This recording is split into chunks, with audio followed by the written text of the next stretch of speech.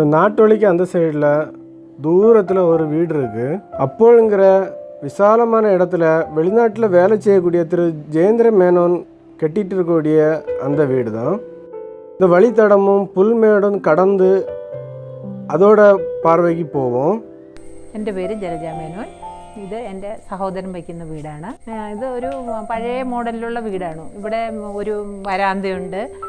സാമാന്യം കുറച്ച് കൂടുതൽ ആൾക്കാർക്ക് ഇരിക്കത്തക്ക രീതിയിലുള്ളൊരു വരാന്തയാണ്. പിന്നെ ഒരു സാമാന്യം വലിയൊരു ഹോളുണ്ട്, 2 ബെഡ്റൂമുണ്ട്, അറ്റാച്ച്ഡ് 2 ബാത്റൂമുണ്ട്, കിച്ചണുണ്ട്, പിന്നെ ഒരു വർക്ക് ഏരിയ ഉണ്ട്. അങ്ങനെ ഇത്രയൊക്കെയാണ് ഇതിൻ്റെ ഇതുള്ളത്. പിന്നെ പഴയ ഇതൊക്കെ ഞങ്ങൾക്ക് ഭയങ്കര ഇഷ്ടമാണ്. അതുകൊണ്ടാണ് ഞങ്ങളിങ്ങനെ ഒരു വീട് വയ്ക്കാൻ ഇനിയിപ്പോൾ ഒരു കോമ്പൗണ്ടാക്കി ഒരു മതിലൊക്കെ കെട്ടി ഒക്കെ ആക്കണമെന്നാണ് ആഗ്രഹങ്ങൾ. ഇവിടെ വീടിൻ്റെ പണിയൊന്നും മുഴുവൻ തീർന്നിട്ടില്ല. ഇനി കുറേ കൂടെ വർക്കുണ്ട്. പെയിൻറ്റിങ് ബാക്കി കിടക്കുന്നു. അങ്ങനെ ഇലക്ട്രിസിറ്റി കണക്ഷൻ ആയിട്ടില്ല. അത് ചിലപ്പം മിക്കവാറും ഉടനെ തന്നെ ആകും. കൂടുതൽ ചിലവുകളൊന്നും ആയിട്ടില്ല. ശരിക്കും സാധാരണപ്പെട്ട ഒരാൾക്കാർക്ക് അഫോർഡ് ചെയ്യാനുള്ള ചിലവേ ആയിട്ടുള്ളൂ.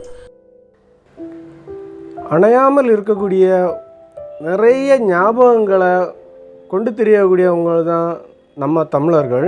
பழமையையும் பழமையான இடங்களையும் கூடுதலாக விரும்புகிற மக்கள் தான் நாம்.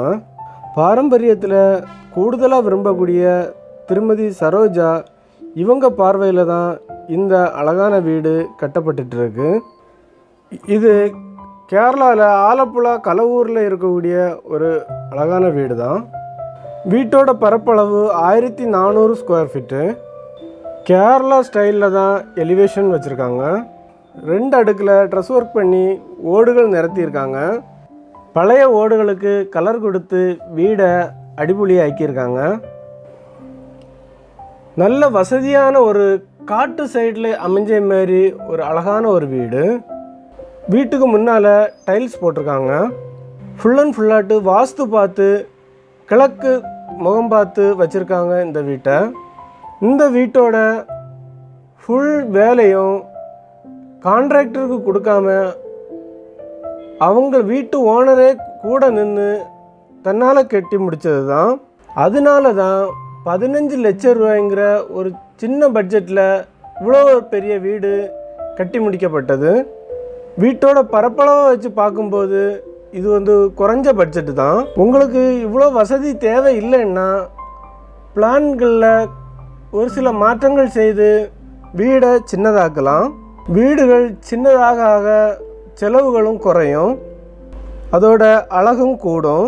வீதி நல்லா குறைஞ்ச ஒரு சின்ன திண்ணைக்கு அடுத்து தான் ஒரு சிட் அவுட்டு வச்சுருக்காங்க.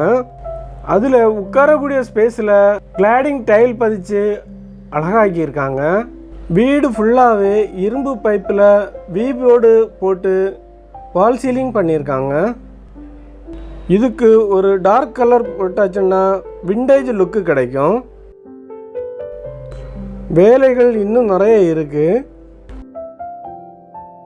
மகாகனி மரத்தில் தான் டோரும் விண்டோ எல்லாம் போட்டிருக்காங்க. இனி வீட்டுக்குள்ளால போய் பார்ப்போம். இந்த கள்ளங்கவடமற்ற சிரிப்பு போல தான் வீடும் விசாலமாக இருக்குது.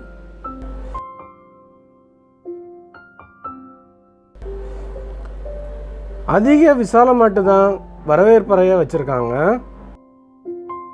இந்த வீட்டில் எல்லா ரூம்களும் நல்ல பெருசாக தான் வச்சுருக்காங்க. பா வடிவில் இருக்கக்கூடிய ஒரு அழகான ஒரு வரவேற்பறை தான்.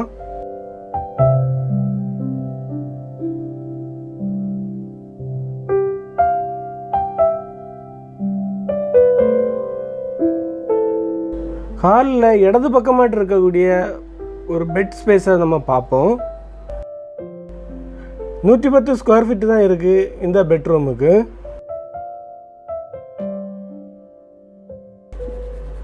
வெள்ளை நிறத்தில் காணப்படக்கூடிய தரையும் செவரும் சீலிங்கும் ரூமை இன்னும் பெருசாக காணிக்குது. இனி வலது பக்கத்தில் உள்ள பெட்ரூமுக்கு போவோம்.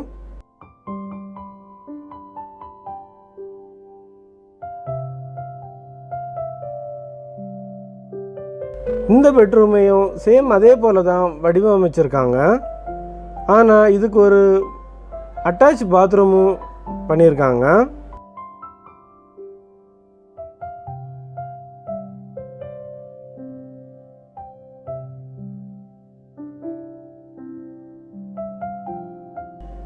இனி டைனிங் ரூமுக்கு போவோம்.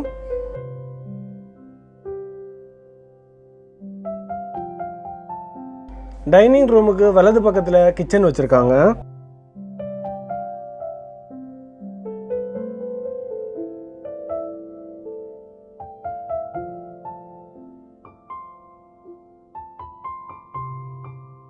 இங்கே சின்னதாட்டு ஒரு ஸ்டோர் ரூம் வச்சுருக்காங்க. இந்த வீடு இருப்பிடமும் உங்களுக்கு பிடிச்சிருக்குன்னா மறக்காமல் லைக் பண்ணுங்கள். தேவைப்படுவதற்கு உபயோகமாட்டு இதை ஷேர் பண்ணுங்கள்.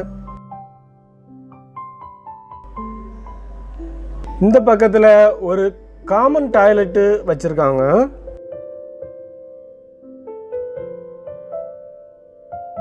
வீட்டு வேலை இன்னும் ஃபுல்லாக முடியாததுனால வீட்டுக்கு இன்னும் லுக்கு அந்த அளவு வரல.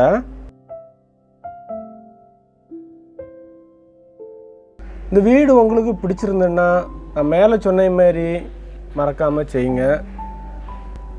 இன்னொரு பட்ஜெட் வீட்டில் நம்ம சந்திப்போம். பாய்.